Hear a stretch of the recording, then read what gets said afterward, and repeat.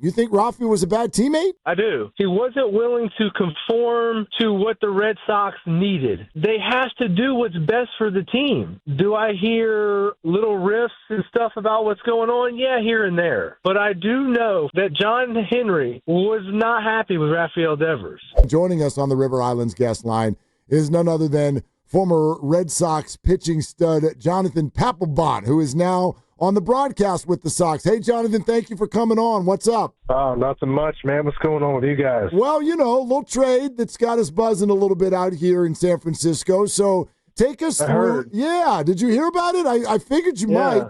Yeah. I mean, this is being painted as a disgruntled guy. They're not getting along, and that maybe is leading to people to say that, Rafi is a malcontent, but I don't know that Sox Nation feels that way. How would you describe it, Jonathan? I'll describe it real easy for you. This decision was not made by Alex Cora. This decision was not made by Craig Breslow. This decision was made by the man who cuts and writes his checks, John Henry. John Henry flew into Boston about a month ago to have a sit-down, very serious conversation with Rafael Devers and asked him to do what the team needed in order to make the team better. He said no to that, and now John Henry has made the decision that he doesn't want that in his clubhouse.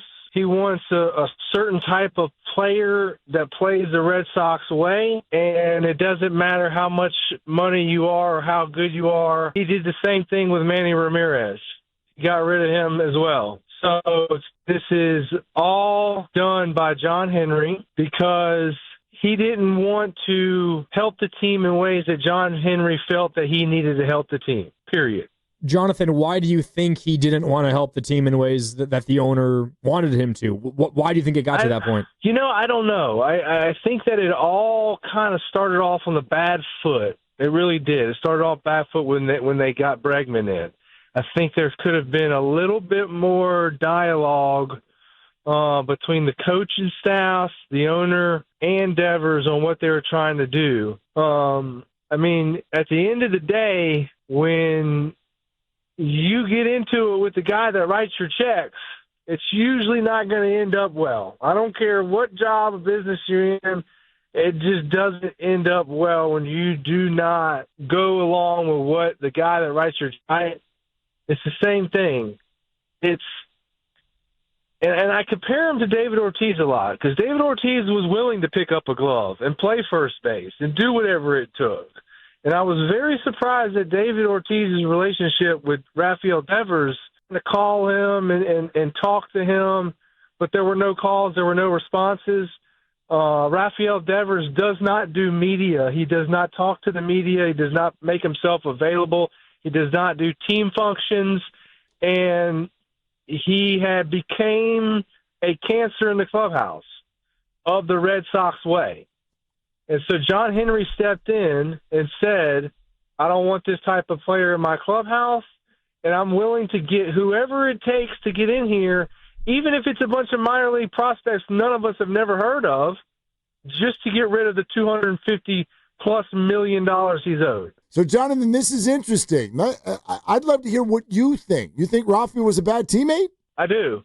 I think he was.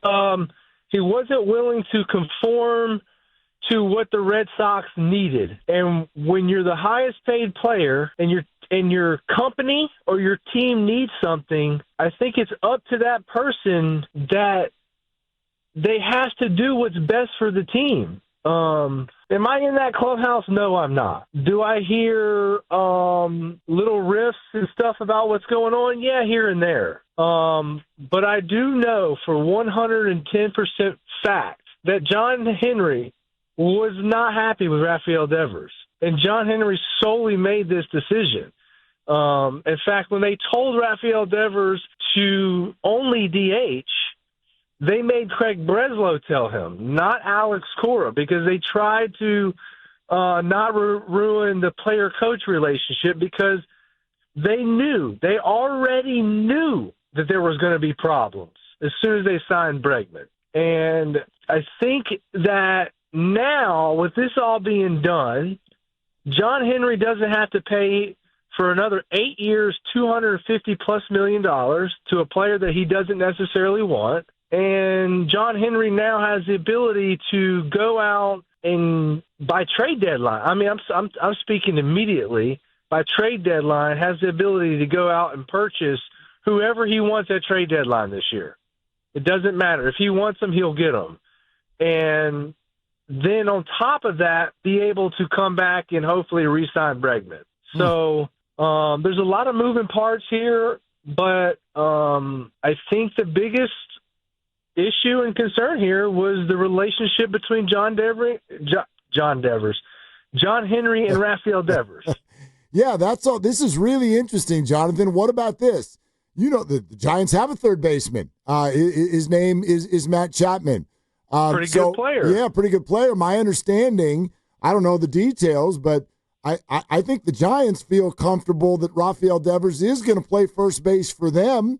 And how would that make the Red Sox feel? Well, I don't know. I don't think the Red Sox care anymore. I think the biggest concern was getting rid of him. Getting rid of someone who, when we ask him to do something, rebukes everything that they ask him to do. I mean, I can honestly tell you that as long as he's been here, he hasn't been a part of any team functions, and there's the team and then Rafael Devers. And you cannot win, I don't care in what league, when you don't have all 25 players all pulling in the same direction. It only takes one guy to be pulling in a different direction for a team to go down. Now, with all this being Francisco, after all this is said and done, and say, man, wow, I really have a chance to have a great learning experience. He has that opportunity sitting right in front of him, and he could go to the Giants and change his ways and be a totally different guy, a totally different clubhouse kid, do team functions, be a part of the team, which I'm hoping he does. I am hoping he does that and learns a lesson here. But you know, this all stems from ego on both sides, I believe, John Henry and Rafael Devers. But at the end of the day, when you don't get along with the guy that writes your checks, and you're telling the guy that writes your checks no and go to hell, it doesn't work very well. End up working very well for you. Trust me. Jonathan, you're just talking about how you hope that Devers treats this as an opportunity to maybe change his ways a little bit. Do you expect that to happen, or do you expect the same things that got on the Red Sox nerves to maybe happen again in San Francisco? No, I do expect him to change. I do expect him to learn from this. I think that, you know, if you look at the guys that they just brought up, your Christian Campbell, Roman Anthony, and Marcelo Meyer, guys are mature beyond their ages. These three guys are going to be the core. They're going to be your Papelbon, Lesters, and Pedroias of the later years that all came up together. And I think another issue to this was they did not want those three young studs looking up to a player like Rafael Devers, thinking that they can do the same things that Rafael Devers does. And if Rafael does it, then why can't I? Type thing. So I think another aspect of it was the clubhouse culture and the kids that they were trying to bring up and groom. They all want them to be like a Jaron Duran that plays every day, that will play multiple positions and do whatever it takes to win a ball game. So I think there was another aspect of them getting rid of Devers that also they didn't want these young kids seeing the Rafael Devers show. It's very interesting what you're saying about Rafi, and look, he's been there for a long time. So, Jonathan, my question is this. Obviously, Devers was upset at the communication from the Red Sox. The way you're painting him with he doesn't go to team functions, all of that stuff. Is that new since the recent frustration, or are you saying that this has been him for the last 7 years? This has been him. He has always been this way, and in fact, for the last 2 years, have been begging him just to do an interview with me. I told him, if I even learned to speak Spanish, would you do an interview with me? And he said no. How does that conversation go? He just looks at you and goes no and walks away, or is he like a? Yeah. Have you seen the interview when they asked him about playing third base? He goes, no, I play third base. Right, but I know, my perception as an outsider was that was based on the current frustrations that had unfolded. No. This has been since he has been there. These issues have owned since he's been there. Well, then why did they sign him to a massive deal in the first place? I think that was another mistake that they made. I think that early on in his career when they did sign the deal, I think they were hoping and possibly praying that they could get this guy conform to how they wanted him to play and be a part of the team. And I just think over the years they just couldn't. And I think once signed the deal, it only got worse in my opinion, because it was almost like he had some kind of power. Now he got Rafi's he's not a bad person. Don't get me wrong. He just didn't want to do things in a teamly way, and he wanted to do things on his own. And I think after a few years of that, it really did start to run the front office kind of feelings towards each other. And I think that's why they started to do the Bregman deal, because they started to feel like, man, we may not be able to get what we want out of this guy 4 or 5 more years down the road. Well, if it's this way now, how's it going to be in 4 more years, right? It's a bad deal from the relationship with the front office, the owner especially, and now it's just gotten really sour. And I really do hope and wish that, he can go to San Fran and still be the player that he can be. Now, I know it's a different type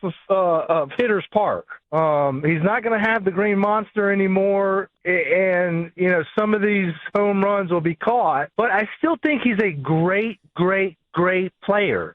Manny Ramirez was still a great player when John Henry let him go. I just think about this at the end of the day. We all have egos. I had ego when I played. We all think we're untouchable, and when we make a lot of money, I think sometimes that can get in the way. And it did with me. It got in the way with me and who I really wanted to be. But I think it just soured super fast, if that makes any sense.